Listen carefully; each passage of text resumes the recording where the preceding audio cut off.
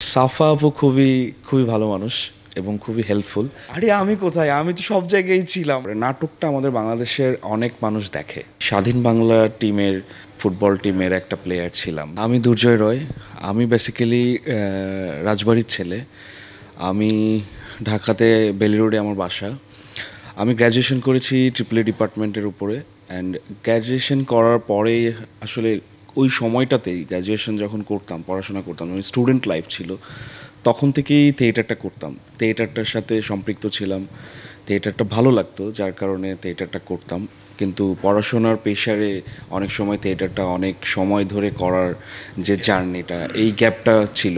পরবর্তীতে যখন 2016 সালের দিকে আমি যখন আসলাম, তখন আমি 16 থেকে এখন পর্যন্ত থিয়েটারের সাথে পুরা দমে সম্পৃক্ত আছি আর কি। সো থিয়েটারের পাশাপাশি বেসিক্যালি হচ্ছে আপনার টিভি বিজ্ঞাপন দিয়েই আমার জীবনটা শুরু। টিভি বিজ্ঞাপন সর্বপ্রথম আমি পিপলু ভাইয়ের সাথে টিভি বিজ্ঞাপন করি, একটা রিভাইভ ট্যালকম পাউডার।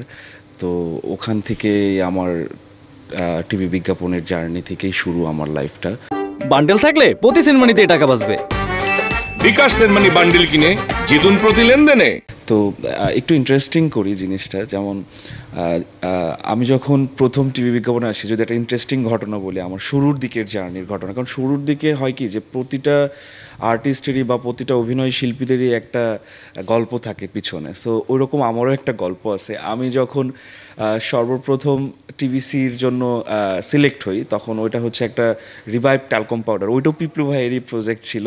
তো আমি 2 দিন শুটিং করলাম। 2 দিন শুটিং করার পর যখন ফাইনালি প্রজেক্টটা আসলো, তখন দেখি আমি কোথাও নাই। ঠিক আছে, আমি কোথাও নাই। মানে যখন আমি টিভিতে যখন এই বিজ্ঞাপনটা চলতেছে, তখন আমি তো খুবই এক্সাইটেড ছিলাম যেটা আসবে আমার জীবনের প্রথম একটা টিভিসি। এটা মানে শুটিংটা কি আসলে, এটা তো তখন আমি জানতাম না। তো হ্যাঁ, নিজেকে পর্দায় দেখা যাবে, একটা এক্সাইটমেন্ট যেটা। তো আমি হচ্ছে টিভিতে যখন বিজ্ঞাপনটা আসছে, তখন দেখি যে আমি নাই। আরে আমি কোথায়, আমি তো সব জায়গায় ছিলাম। পরে মানে বেসিক্যালি ওটা হয়েছিল যে একটু ফাকড আপ হয়ে গেছিলো ওই প্রজেক্টটাতে। যেমন হচ্ছে আপনার আর্টিস্ট নিয়ে যারা যারা যারা ছিল, ওদের সাথে একটু প্যাচ হয়ে গেছিলো, দ্যাটস ওয়াই, যার কারণে উনি কোনো রকম ওইটাকে গ্যাপ করে আর কি এটা করা হয়েছে। সো পরবর্তীতে পিপলু ভাইয়ের আর একটা নেক্সট প্রজেক্টে আমি রিভাইভ ট্যালকম পাউডার ওইটাতে করি, ওইটাতে বেশ আমাকে দেখা যায়। সো তখন আমার নিজেকে টিভিতে দেখে আমার তখন বিষয়টা ভালো লাগলো। তো তারপরে এরকম আরও অসংখ্য টিভিসি করেছি আমি। দেন 2023 সালে এসে হচ্ছে আমি যখন চরকি আসলো ওটিটিতে, তখন আমি নিখোঁজ নামে একটা ওয়েব সিরিজে একটা চরিত্র পোর্ট্রেট করি, একটা চরিত্র করি। দেন এইভাবে তখন যখন যে ওয়েব সিরিজটা যখন করলাম, তখন একটা মজা শুরু হলো যে না, টিভিসি এক প্যাটার্নের, ওয়েব সিরিজ আর এক প্যাটার্নের। টিভিসির অ্যাক্টিং করলে কেমন লাগে, মানে টিভিসিতে আসলে তো তেমন কিছু অভিনয় করার কিছু নাই আমার কাছে মনে হয়। সো খুব শর্ট টাইম পাওয়া যায়। অ্যাজ এ অ্যাক্টার্স হিসেবে আমার বা আমি যে প্রুভ করব, সেটা আসলে করার মতো স্পেসটা ওখানে থাকে না। সো দ্যাটস ওয়াই ওখান থেকে হচ্ছে যখন ওয়েব সিরিজ করলাম নিখোঁজটা, তখন আমার কাছে অ্যাক্টিংটা আরও ডিপলি আসা শুরু করলো, যে আরও ডিপলি করতে চাই, আরও ডিপলি কীভাবে করতে পারি। তো এরপরে হচ্ছে আরও কয়েকটা সিরিজ করলাম। তারপরে হচ্ছে প্যাট কাটার শখ করলাম।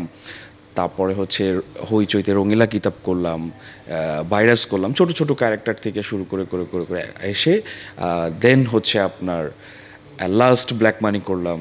অ্যান্ড সম্প্রতি, একদম সম্প্রতি যেটা, সেটা আমি কখনো নাটক করিনি। আমি আমার যদি আমার জার্নির কথা বলি, আমার 6 বছরের আমার একটা জার্নি ছিল, মানে শুরু থেকে একদম।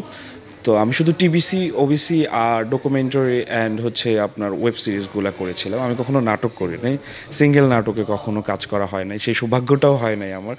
বাট এই খুবই সম্প্রতি আমি একটা সিঙ্গেল নাটকে একটা ক্যারেক্টার প্লে করেছি। নাটকটার নাম হচ্ছে সন্ধি। এটার ডিরেকশন দিচ্ছেন হচ্ছে কবির আহমেদ ভাই। সো উনি খুব যত্ন করে জিনিসটা বানিয়েছেন এবং আমাদের ক্যারেক্টারগুলোকে উনি খুব যত্ন করে জিনিসগুলোকে, মানে ক্যারেক্টারগুলোকে স্টাবলিশড করেছেন। সো এই হচ্ছে ব্যাপার। সন্ধি নাটকে সম্প্রতি তো রিলিজ হয়েছে। সন্ধিতে অনেকেই আমাকে অ্যাপ্রিসিয়েট জানাচ্ছে, আমাকে বলছে ভালো হয়েছে, ভালো হয়েছে এবং ভালো, আরও মানে আরও আরও বড় মানে বেশি স্ক্রিন টাইম চায় এরকম টাইপের আর কি বলছে সবাই অডিয়েন্সরা। তো আমি আরেকটা জিনিস যেটা বুঝলাম যে অ্যাক্টিংটা ধরেন যে নাটকে যারা অ্যাক্ট করে, যারা নাটক করে, নাটকটা আমাদের বাংলাদেশের অনেক মানুষ দেখে, প্রচুর মানুষ দেখে। সো হ্যাঁ, দেশের বাইরে এবং মানে সবাই নাটকটা ফ্রি টাইম পাইলেই মানুষ নাটকটা এনজয় করে, মানে অডিয়েন্সরা। সিনেমার বিষয়টা যদি বলি, সিনেমাতে আমি একটা সিনেমায় কাজ করার সুযোগ হয়েছিল, সেটা রায়হান রাফি ভাইয়ের দামালে আমি, সেটা অনেক আগের কথা, বেশ কিছুদিন আগের কথা। তো ওখানে আমি স্বাধীন বাংলা টিমের, ফুটবল টিমের একটা প্লেয়ার ছিলাম। সো এই হচ্ছে আমার জার্নিটা আর কি। আর ভবিষ্যতের যদি পরিকল্পনা বলতে চাই, আমি অ্যাক্টিংটাই করতে চাই, অ্যাক্টিংটা মন দিয়ে করতে চাই, আরও ভালো অ্যাক্টিং করতে চাই, অ্যাক্টিংটা দীর্ঘদিন ধরে করতে চাই এবং ভালো মানুষদের সাথে, ভালো ডিরেক্টরদের সাথে, ভালো প্রজেক্টের সাথে আমি সম্পৃক্ত মানে তাদের সাথে কাছে থাকতে চাই। সাফা কবিরের সাথে স্ক্রিন শেয়ার কেমন ছিল, যদি অভিজ্ঞতাটা একটু জানান। সাফা আপু খুবই খুবই ভালো মানুষ এবং খুবই হেল্পফুল। উনি আসলে খুবই সাবলীল অ্যাক্টিং করেন এবং উনি খুবই ভালো অ্যাক্ট্রেস বলতে হবে এটা, যে ওনার স্কিল মানে অ্যাক্টিং স্কিল আমার মনে হয় না যে আমি যখন অ্যাক্টিং করছিলাম বা সাফা আপুর সাথে যখন অ্যাক্ট করছি, আমার মনে হয় না যে আমি সাফা আপুর সাথে অ্যাক্ট করছি।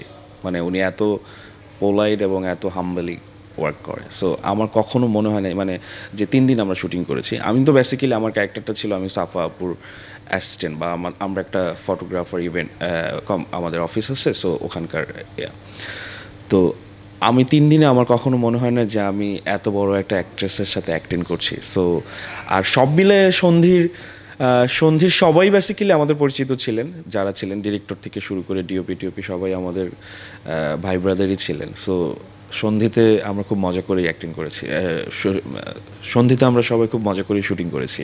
সো এটা নিয়ে আমাদের কোনো প্রবলেম হয়নি। আমরা 3 দিন শুটিং করেছি, আমরা 3 দিনের maximum day late night shoot হয়েছে।